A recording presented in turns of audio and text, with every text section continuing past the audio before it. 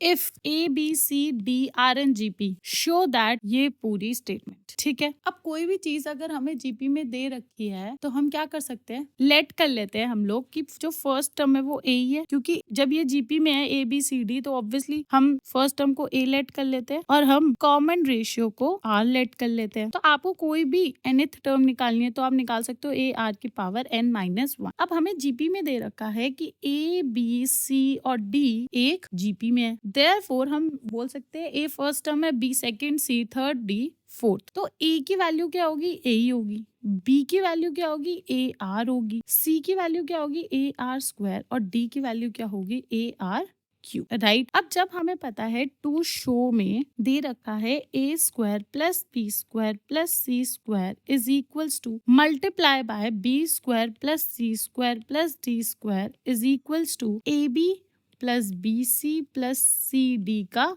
Whole square. तो what we are going to do is हम LHS से start करते हैं और हम ना इसमें ना ए बी और सी सब की वैल्यू पुट कर देते हैं, ठीक है। तो ए की जगह हम ए ही रख सकते हैं, बी की जगह ए आर का होल स्क्वायर प्लस सी क्या था, ए आर स्क्वायर का होल स्क्वायर, यही आएगा पहले ब्रैकेट में। फिर सेकंड ब्रैकेट में बी क्या था हमारा, ए आर, सी क्या था, ए आर स्क्वायर और डी क्या था, A R cube.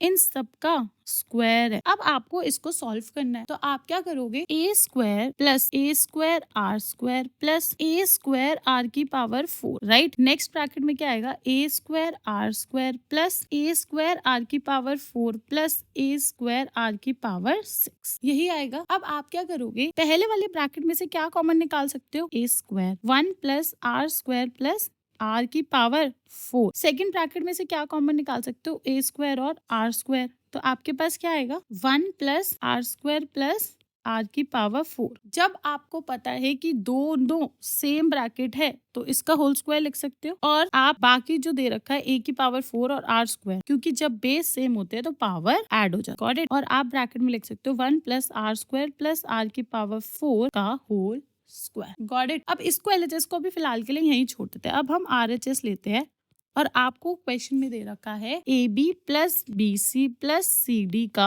Whole square, right. अब आप इसमें ए बी और सी सब की वैल्यूज पुट कर दो।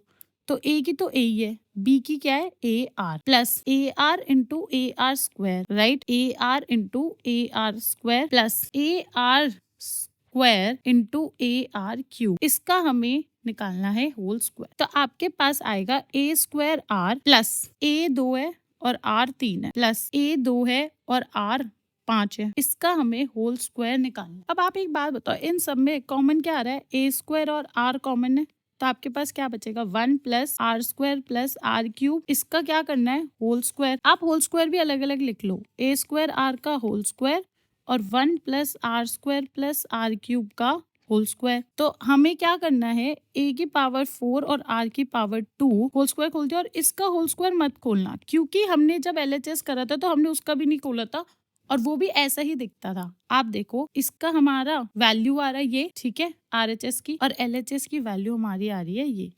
तो हमारी LHS बराबर है RHS के, therefore we can say that LHS is equals to RHS, hence proof। Understood?